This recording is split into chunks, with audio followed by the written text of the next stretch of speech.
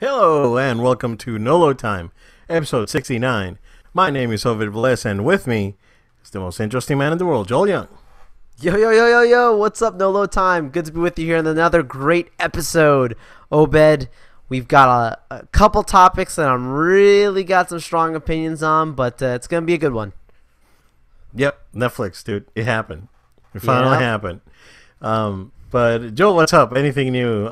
Before we jump into the actual news, let's talk about what's up. But do you want me to go first? I can go first, and then we Yeah, can you go move for on it. Go into... for it, man. Yeah, Please. Please. okay. Yeah. So I played RE4 because I said that I was gonna play RE4. You did? So I did. I did play RE4. It's still great. It's still one of the greatest games of all time. And so yeah, Resident Evil 4.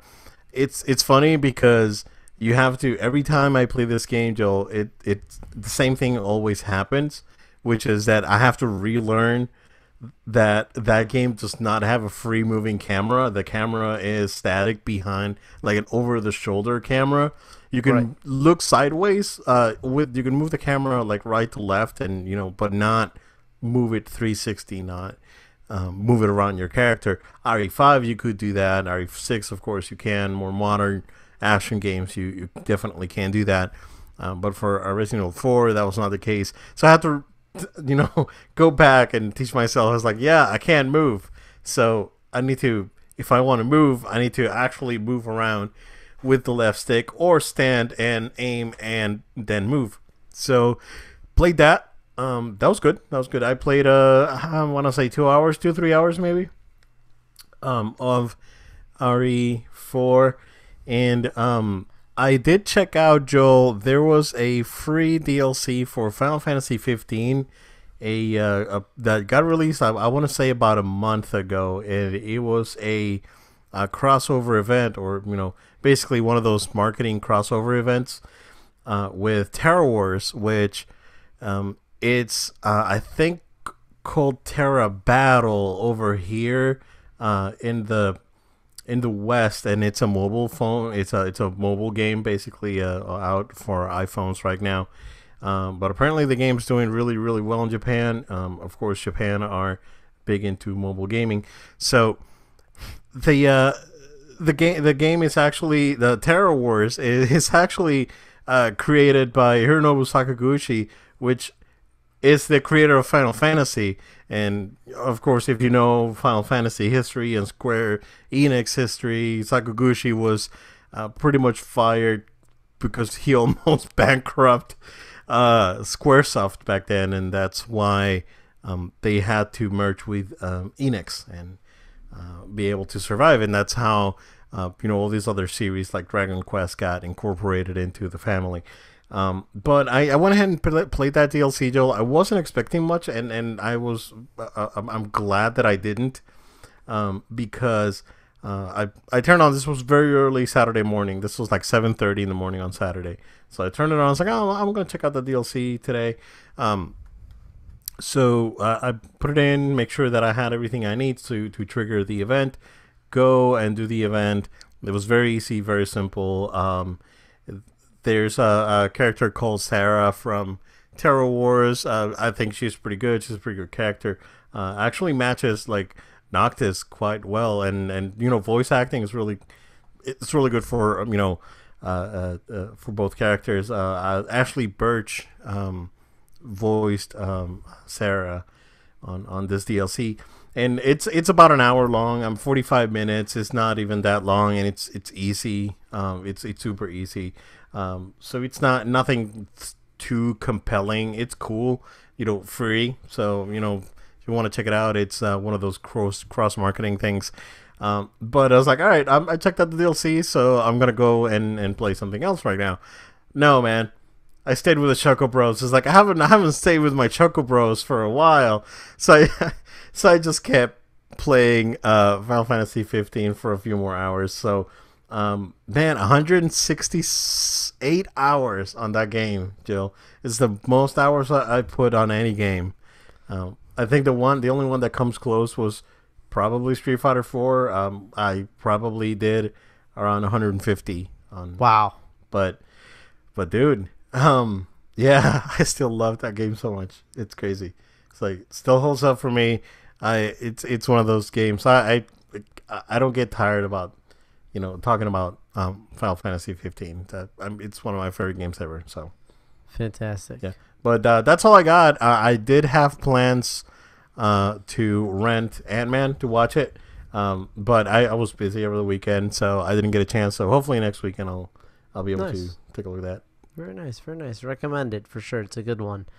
Mine is just quick here. I have gone through now 7 episodes of Marvel's Daredevil season 3. I've watched every single one of the Marvel Netflix shows leading up to here, so I was very excited, very anticipating for this because Daredevil is my favorite on the Netflix of all the Netflix shows. He's the one who started it. It's definitely it's definitely the better one for sure. Yeah. Oh yeah, yeah, for sure, for sure. You know, I love that with this. What I've seen so far, they're not trying to repeat success. It's always a very innovative show. Even though yes, in this new season you're going back to familiar faces like the Kingpin coming back into the fold, where in the season before, was more focused on the dynamic between him and Punisher. They're going back to a familiar face as a main villain, but the whole arc, the whole storyline, everything is just so much different. And I love that they don't waste time getting into anything. Right away we knew from the end of the Defenders season, we knew right away that Sister Maggie was going to be in the beginning, helping him to come back and pray him back to health, essentially, as she does in the comics. And it's a very beautiful modern portrayal of the Born Again storyline. The acting is solid. Everybody's doing a great job. Without hint, wink, wink. Character by the name of Dex. Wow. The psychosis, the artistic take on showing his psychosis, showing where this guy is at and how he becomes who he becomes later on, is just been amazing to watch. If you get to, if I'm not mistaken, I think it's episode 5. I think it's either 5 or 4. I heard there's one episode. It's either 4 or 5. That's brutal. And that's awesome, dude. There is a prison sequence. Okay. Kind of like the Punisher sequence on season 2. Well, it's kind of like how how in each of the seasons they always have that one take sequence where it's like the hallway sequence where it's just one take. That's what you have in this sequence, but it is on steroids, dude. Like I'm on the edge of my seat just having a blast. So when you see that, you'll know it when you see it. The prison sequence is phenomenal, but so far so good. I know we'll get into some other Netflix stuff in a little bit, but I'm very, very pleasantly happy with what I've got so far. I look forward to finishing it. I'm about halfway through right now, but it's solid. Yeah. Well, I watched the first episode, and yeah, Sister Maggie is great. I thought she was fantastic, and I like where they're going with they're acknowledging everything that happened, and I'm glad that I actually went back and finished Defenders because it starts right there at the end of Defenders. So I'm glad I did that, and yeah, that first episode was really good. So I mean, Daredevil is again my favorite of the Netflix series. And we'll talk about that in a second, like you said. Something that we actually forgot to mention last week, but then the very next day we got some more breaking news that we'll talk about here in a second. But Joel, if you want to just jump right into that, two of the Netflix shows were victims of the Thanos snap. So yeah, 2 Netflix shows are being erased, at least for now. So Joel, what's up? Yeah, so I've got really, really strong feelings about this. So from last week, like Obed was alluding to, we got the news.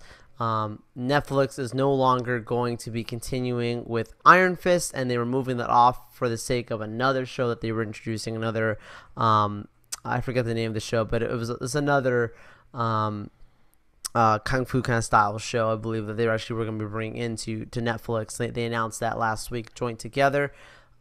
instantly the internet reacting. If you saw Iron Fist season 2, you know how it ends. The second season is so strong compared to the first season, and it ends on a really amazing note that you wanted to see a season 3.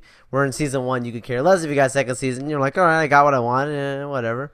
Yeah, you know, it left us really wanting another season, at least in my opinion, and a few people that I know as well. So that news got people really, really riled up. Oh my gosh, they cancel it. People putting out different reasons for what they think. Rumors going around. The headline saying canceled, canceled. Iron Fist canceled, Iron Fist canceled. And I'll get to that in a second. But then you have this right shortly later on, the news break that Luke Cage is also no longer going to be on Netflix. And this is where now I started to feel much more secure in my theories. And some people I talked to, and I was like, man, I should have tweeted this out even from before then, but I tweeted it out afterwards. And anyway, just to have it on the record. But, you know, it is a situation where I believe it makes too much sense for in a 2+2 situation, 2 + 2 equaling 4 here, right? Like, you've got these news of canceled, even though I want to make it clear, if you understand the details of how these contracts were, they were not renewed, therefore leading to people to say the word canceled. Yeah, it was not just like this was in, it wasn't like this was in the canon, this was contractually going to happen, and then they just cut it off the slate. Like, this was we were dealing in hypotheticals or under the assumption. And in business, that means nothing, right? So assumptions, you know, you have to understand anything can happen, right? And when you look at the full scale of what's going on, you also have to realize next year, Disney's launching a little something that's going to be a rival of Netflix, their own streaming service. Timing's interesting for something not to be renewed that would have either come on next year or the year after for both of these shows. Why would Disney allow, or Marvel for that matter, allow these shows to be renewed on Netflix if they're going to have a platform of their own with probably a larger budget as well? Because if reports are true, Disney's putting significant money into both of their Marvel, Star Wars, and other properties as well. Yep. And I hear this news, Obed, and I think people got a little too excited and a little too, oh my gosh, these shows are done, these shows are gone.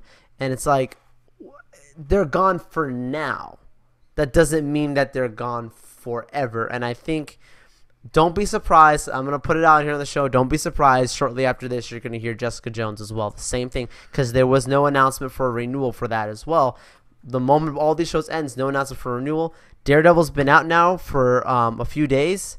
No announcement for a renewal.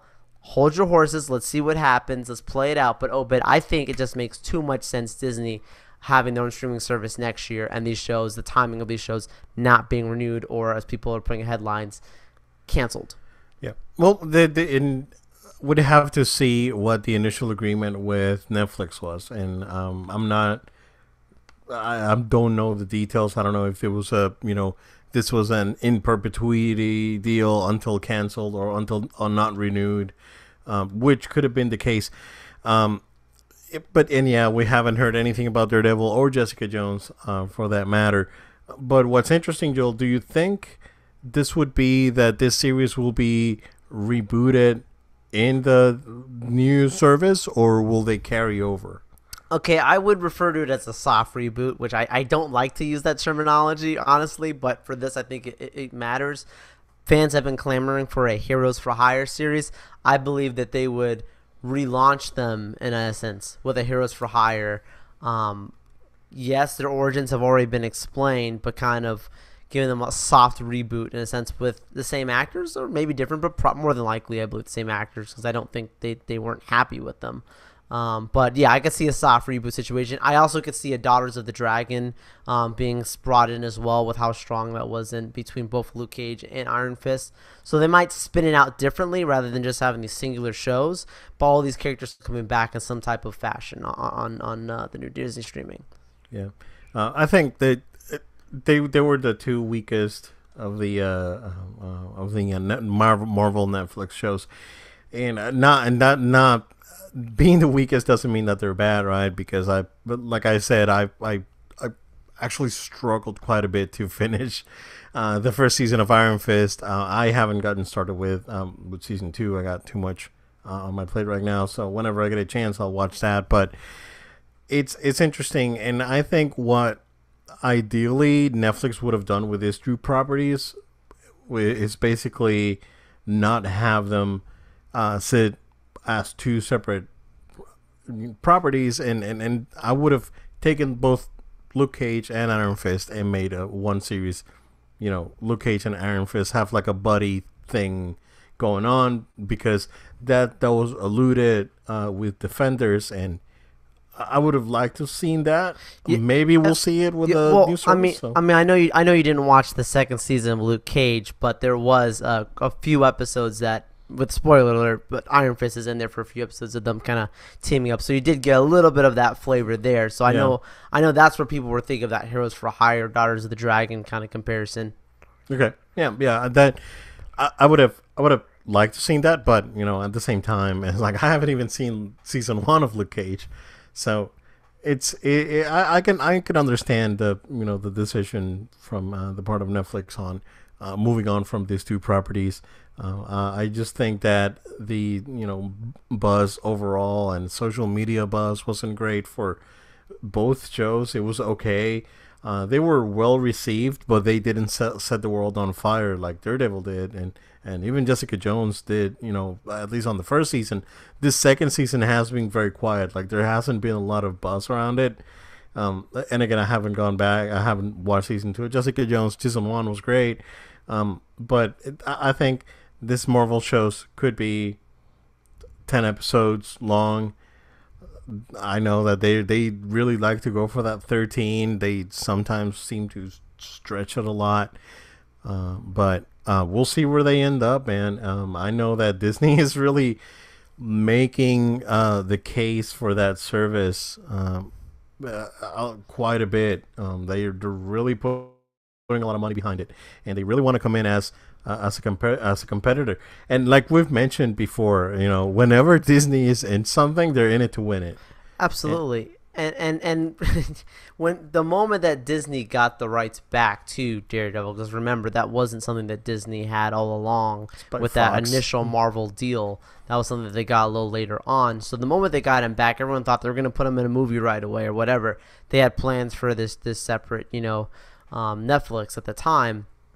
But I definitely, like, you have to understand, if Disney Marvel negotiated this deal with Netflix initially, there is no way on God's green earth that they put it where they sold these rights over to Netflix. These properties all belong to Disney. So with that understanding, with us being cognizant of those facts, they easily can pull their properties as well. And so I think there's a lot of misdirection going on here. It's similar to if you're familiar with the Doctor Strange, Benedict Cumberbatch misdirection going on with Star Wars at the time that was going on. I could see, you see how this business moves enough. I'm telling you guys, look out for it. You heard it first here on the show. It's a bold statement, but I'm expecting of this over the next year. You're confident. You're confident in that. Absolutely. Okay. All right. Yeah. Again, we'll see what happens to these properties. I am very curious about that streaming service, Joel. Again, I think it's shaping up to be one of those things that it comes out and you just subscribe to it. It's going to be revolutionary, assuming that everything hits off. I mean, like, we're talking as fans of superhero stuff and Star Wars and whatever, but you've got, like, kids that are going to be watching for this new High School Musical TV series that's going to be on. They're like, there's going to be so many people that are going to be drawn in. It's going to set the internet on fire. Yeah, plus all the properties. I don't know how... again, I don't know the ins and outs of their contract with Netflix, but they do have a lot of their properties and a lot of the movies on Netflix. So they already announced their Marvel films are being pulled from the Netflix. Yeah, they said that Ant-Man's going to be the last one. After that, there's no more Marvel movies coming to Netflix. It's happening, bro. It's happening. Yeah, it is. So yeah, we'll see. Quite curious about that But Joel, we got some news from DC. There's some signs of life of sorts over on the DC side. Not great news though. So Joel, Wonder Woman, we've said it here in the show. It's a pretty decent movie. She, in my opinion, single-handedly saved the DCEU or whatever they're calling it, universes of DC or worlds of DC. Worlds of DC. Yeah. So yeah, Wonder Woman 84. We were both looking forward to that movie, and now it has been delayed for quite a long time. Absolutely. 7 months, guys. 7 months from December, supposed to be, or the November, I think, of next year, being moved all the way off to June of 2020. I like the time, actually, of when it's coming out. I think that's the biggest positive.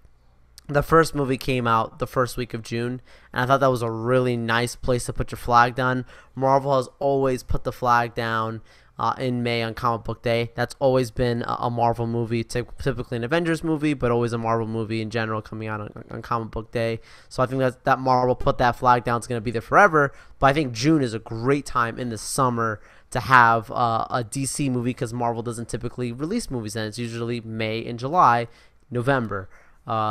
So I think it's a great time-wise. The details behind this, it's too soon to say. Like, there's not been enough leaks about what's going on here, except that you can only imagine that they needed a lot of reshoots. You know, that 7 months is a long time, but also realizing Gal Gadot is a very busy woman right now in the industry. Her schedule is not allowing her to do much stuff sooner, apparently, for reshoots.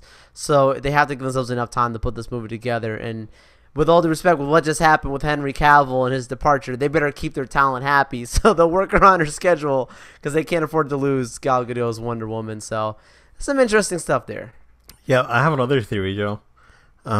They found out what day Episode 9 is coming out, and they got it out of the way. Episode 9's already been put out. That was already gonna be Christmas of next year. Yeah, but now no specific date on it. So yeah.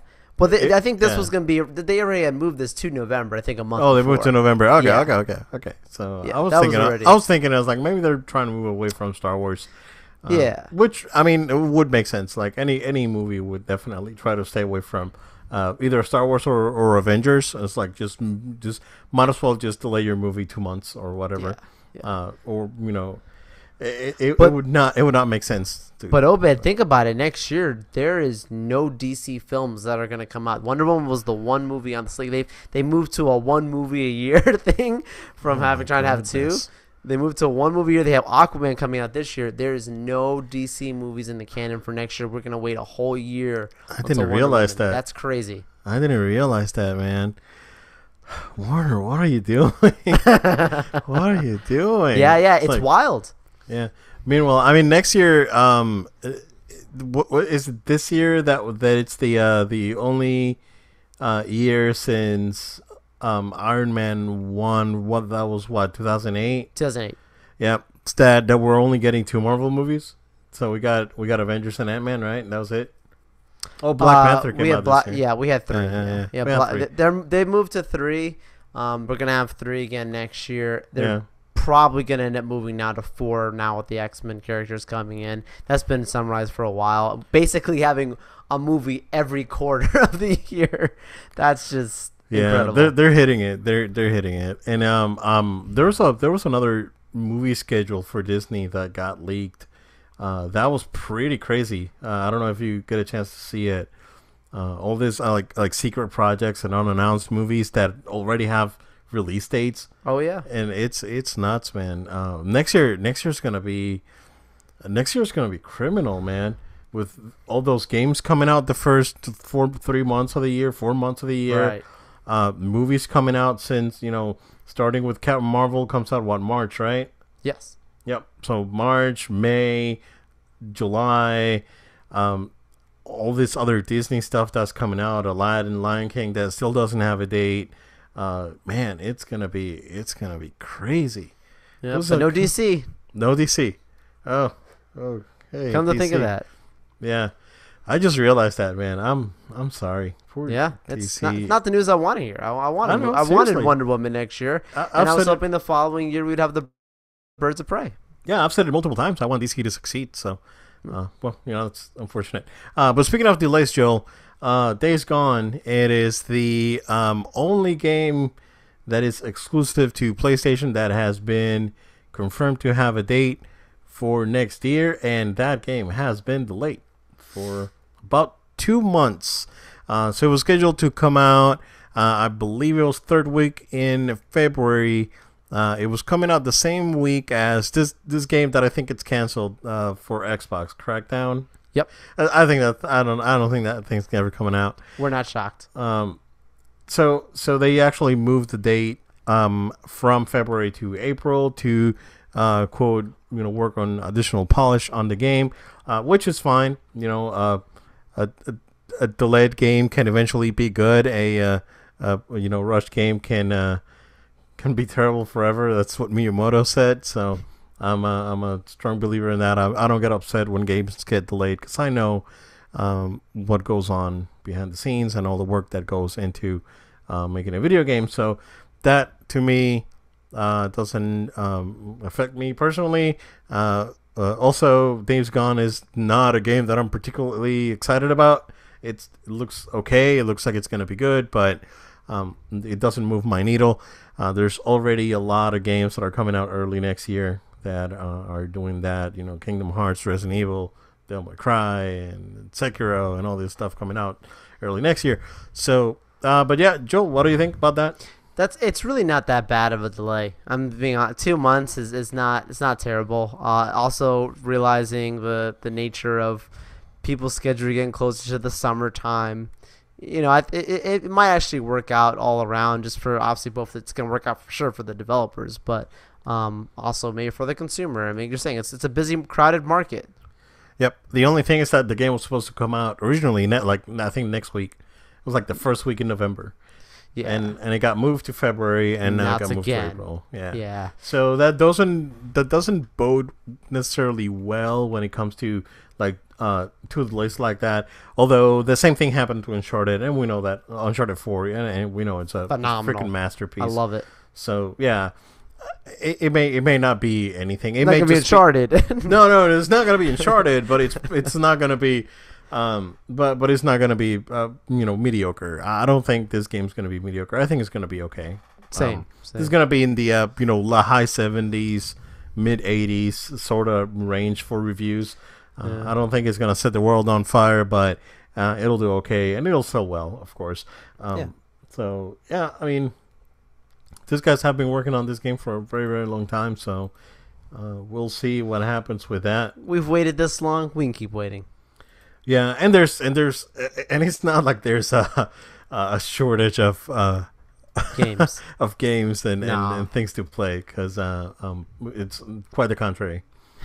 But Joe, we've talked about EA again on this program quite a few times, and we were very critical when the loot box debacle happened with Battlefront 2, when Amy Hennig announced that she was leaving EA.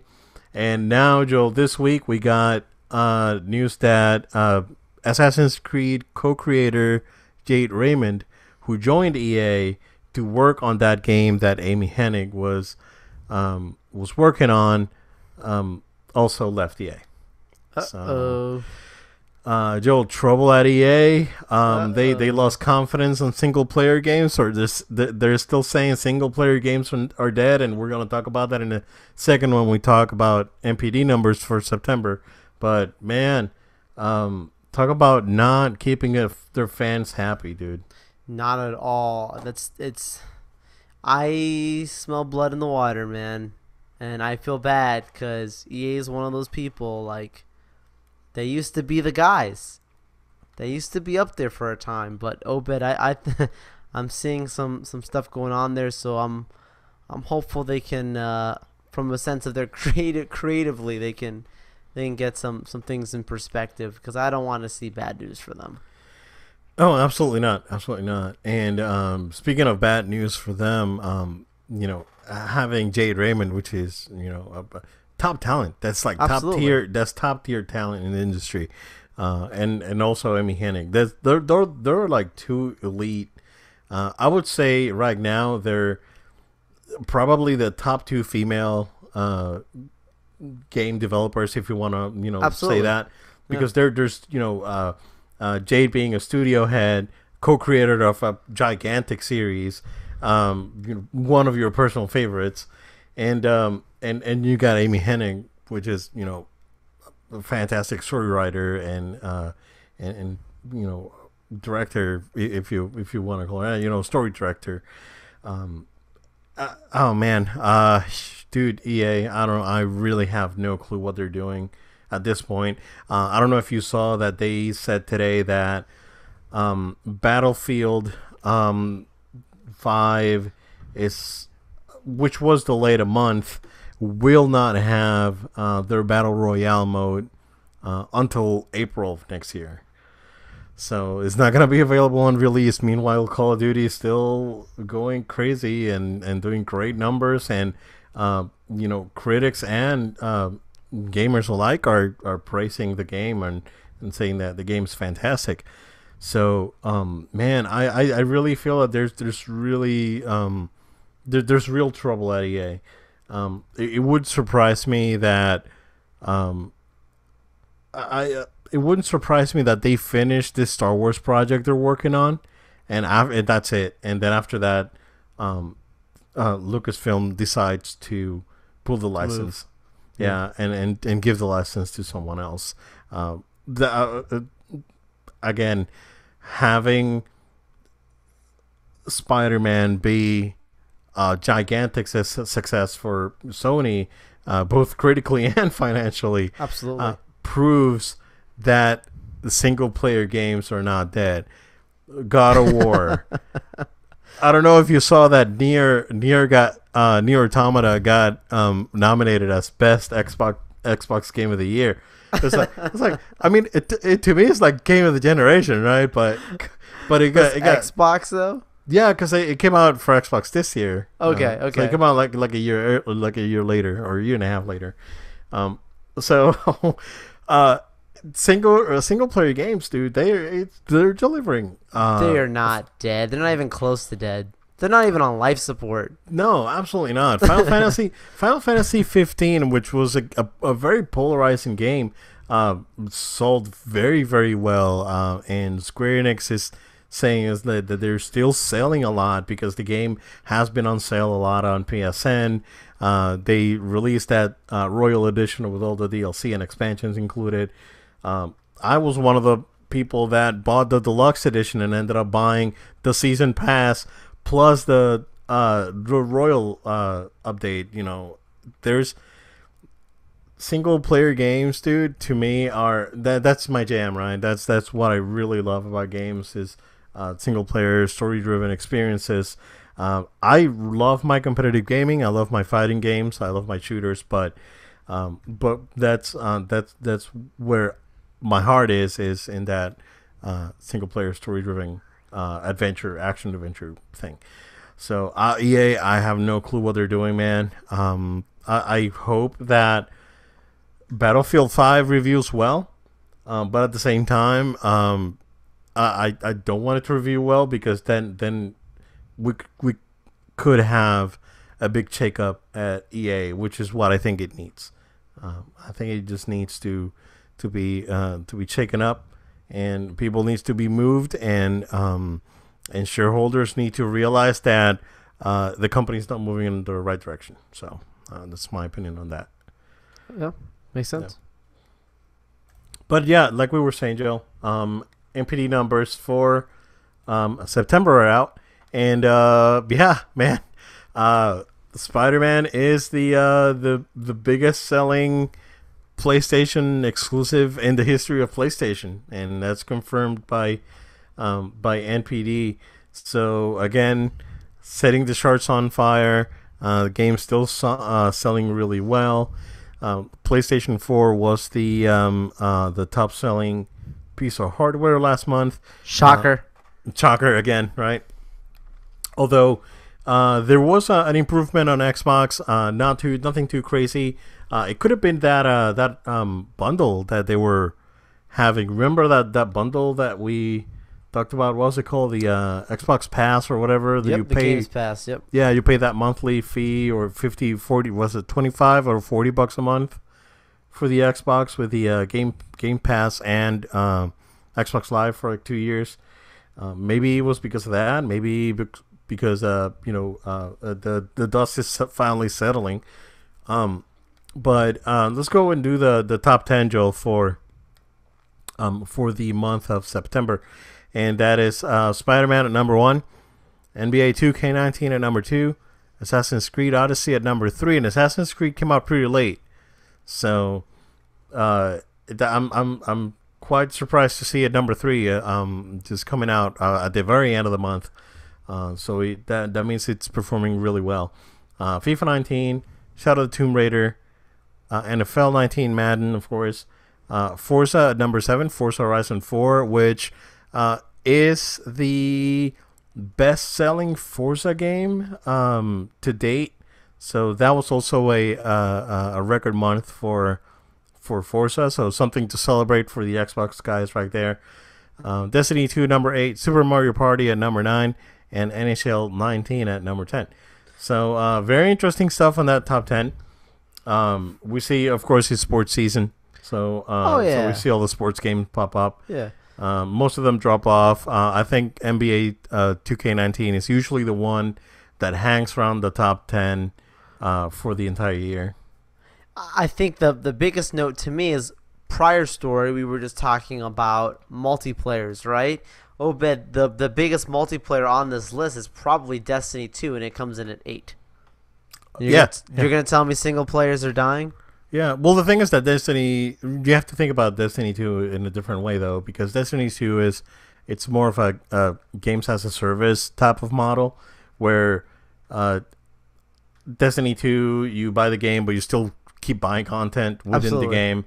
And that's Destiny 2 was being offered free on PS Plus for last month as well. Yes. So, and I know that Destiny 2 had a big expansion come out, so a lot of people most likely are just either buying a bundle or buying the game for the take advantage of the expansion. So could be several things on that one, but yeah, you're right. I mean, other than the sports games and of course Horizon, I wouldn't necessarily consider Horizon to be a big multiplayer thing. It's, of course, has online components and whatnot, just like the sports ones do. Yeah, exactly. Yeah, but I wouldn't consider those like complete multiplayer experiences, like Call of Duty or Rainbow Six or anything like that. So we know that for sure Call of Duty is going to be on next month, and that's probably going to hang around the top 10 for a couple of months. But yeah, man, Spider-Man is still selling really well up to this date, because every time I go to my local Target, I see only a couple copies, and there's been a couple of times that I've gone and there's no copies. So I just want to go and do the top 10 for the year so far, Joel. Far Cry 5 at number 1. So Far Cry 5 is the best-selling game of the year so far. So that's it's very interesting. A game that really had a lot of buzz around it because of controversy and whatnot and the political climate. Made it up there. Just saw that today, but up there. God of War number 2, Spider-Man's on number 3 with only 1 month out. Monster Hunter World at 4, 2K19 at 5, Madden at 6, Grand Theft Auto 5 still on the charts, man, number 7. Call of Duty World War II from last year, number 8, number 9, Dragon Ball Fighter Z, and number 10, Mario Kart 8 for the Switch. So yeah, that's Spider-Man's only been out for how long, and it's number 3 in the year? Yeah, it's been out for a month. That's my boy Spidey. Not even a month, because the game came out like 3 weeks ago. Seriously. So yeah. So that means that more than likely, Spider-Man, when the holidays are said and done, it may very well be the number 1 selling game of the year. That's if Red Dead Redemption comes in and just does gangbusters, which we'll probably do. But maybe those would be the top two, between for sure. Spider-Man and Red Dead. So we'll see what comes out of that. Yeah, of course, Red Dead comes out this Friday. That's gonna be huge, Joe. I think that game's gonna be another one of those games that reviews very, very well everywhere. And I know that most gamers are looking forward to. That game is gonna have a very robust online component. It's not available at the time of release. That's coming out later, but I think that the game's going to do very well, both critically and financially. So absolutely. I mean, we talked about it last week too. I mean, it's going to be, yes, they're having their controversy of having people work really, really long and hard to get that game out, but it's going to be big. Yeah. But Joel, that's what I got. If you don't have anything else, man, just take us home. Absolutely, guys. Thank you so much for taking time out of your day to listen to us here on No Load Time. We always want to extend to you the invitation to be our friend. Go ahead and follow us on social media at No Load Time. That's at No Load Time on Facebook, Twitter, Instagram, and Twitch. We also want to make sure you're subscribed to the show so you can always see the latest and greatest of our episodes. You can follow us and subscribe to us on iTunes, Google Play, and SoundCloud. If you're an iTunes subscriber, please throw us a review. We greatly appreciate it. We also want to invite you to subscribe to our YouTube channel where you can see our videos and like our videos as well. Also, please feel free to communicate with us. Send in your feedback, questions, comments. We're going to be trying some new things out here in the future. And as we continue to make changes to the show, we always want to make sure you can have a door to directly communicate with us. So send us any emails to noloadtime@gmail.com. That's noloadtime@gmail.com. Again, thank you so much, guys, and I look forward to talking to you more on our next episode. Thank you, guys, and we'll see you again next time.